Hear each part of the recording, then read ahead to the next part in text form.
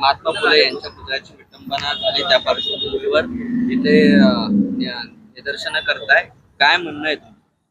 आज मुद्दा एक असा आहे की 6 फेब्रुवारी 2026ला तेलंगणामध्ये तेल्लपूर येथे महात्मा ज्योतिबा फुलेंची पुतळ्याची जी विटंबना झाली ही खरंच निंदनीय आहे आणि आम्ही त्या झालेल्या घटनेचा निषेध व्यक्त करत आहोत। एक मुद्दा एक असा की महात्मा ज्योतिबा फुले हे फक्त एका समाजाचे नव्हते तर राष्ट्रविचाराचे होते।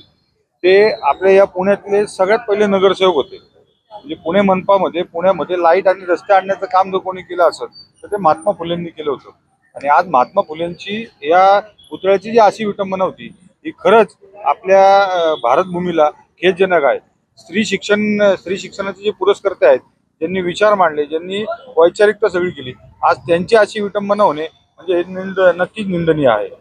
खरं तर तुम्हाला पुतळ्याची विटंबना का झाली याची पार्श्वभूमी पूर्ववत माहिती असेल। त्या ठिकाणी छत्रपती शिवाजी महाराजांचा देखील पुतळा बसवण्यात आला होता आणि एकंदरीत पुतळ्या बसवल्यावरूनच हा सगळा वाद झाला होता। त्यामुळे दोन राष्ट्रपुरुषांचे पुतळे एकाच ठिकाणी असू शकत नाही का, आणि असला तरी तो वाद कशासाठी नेमका? मुद्दा एक आहे, ज्यावेळेस तिथं तेलंगणामध्ये छत्रपती शिवाजी महाराजांचा पुतळा काढला होता त्यावेळेस पतित पावननी तेलंगणाच्या कलेक्टरच्या गाडीवर छत्रपती शिवाजी महाराज की जय असं नोंदवून निषेध केला होता। आणि मुद्दा एक आहे की छत्रपती शिवाजी महाराज असू द्यात किंवा महात्मा ज्योतिबा फुले आहेत, हे राष्ट्रविचारांनी प्रेरित आहेत। हे राष्ट्राच्या विचारांसाठी कार्य केलेलं आहे। यांचं अख्खं जीवन त्यासाठी केलं। कुठलीही विचारसरणी आहेत त्यांना स्वतःचं मत मांडायचा अधिकार आहे, परंतु कुठल्याही राष्ट्रीय स्मारकाला किंवा राष्ट्रपुरुषाच्या पुतळ्याला हात लावायचा किंवा विटंबना करायचा कोणाला अधिकार नाही। आम्ही त्या घटनेचा पूर्णपणे निषेध करत आहोत।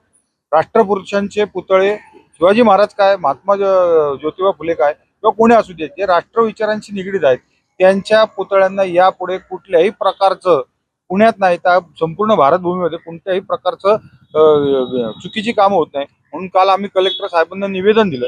या संदर्भात कलेक्टर साहेबांना आम्ही सांगितलं की तिथं त्या घटनेबद्दल जे 20 जण अटक केले आहेत त्यांच्यावर कोणते कलम दाखल करावी, त्या पद्धतीने आम्ही कलम कुठली दाखल करायची ते पण आम्ही सांगितलेलं आहे।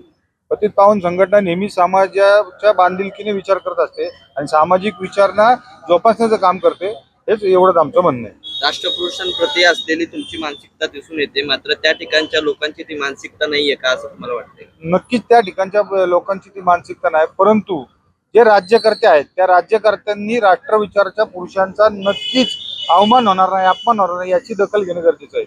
आज या ठिकाणी आम्ही महात्मा ज्योतिबा फुले यांच्या पुतळ्याला ज्या चुकीच्या घटना झाल्या त्याच्यावर आम्ही इथं महात्मा ज्योतिबा फुलेंच्या पुतळ्याला दुग्ध अभिषेक अर्पण केला आणि पुष्पहार अर्पण करून मूक पद्धतीने, म्हणजे पतित पावनने मूक आंदोलन केलेलं आहे आणि मूक राहून आम्ही काळ्या फिती बांधून निषेध नोंदवलेला आहे।